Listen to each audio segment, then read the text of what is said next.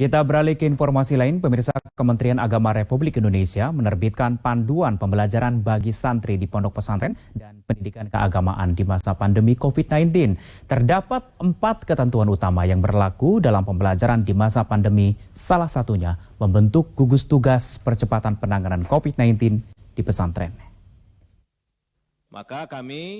Menteri Agama Fakhrul Razi menggelar konferensi pers usai melakukan rapat dengan Komisi 8 DPR di Jakarta Kamis siang.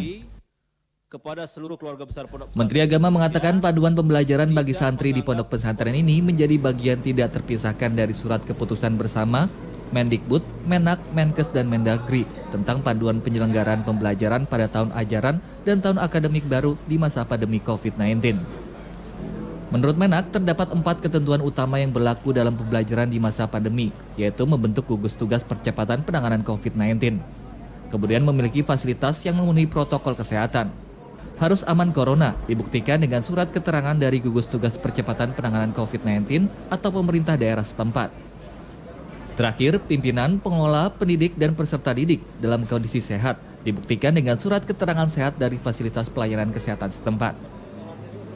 Harus diyakinkan dulu tempatnya itu pesantren betul-betul bebas COVID, kemudian fasilitasnya memenuhi syarat untuk kembali dibuka, kemudian dia juga memberikan petunjuk kepada anak-anaknya yang ada di rumah-rumah untuk nanti pada saat kembali harus betul-betul memperhatikan masalah protokol kesehatan.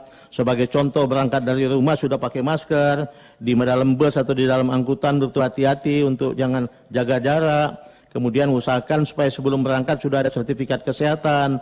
Begitu sampai di dalam nanti di pesantren tidak boleh masuk sebelum dicek kesehatan dan lain sebagainya.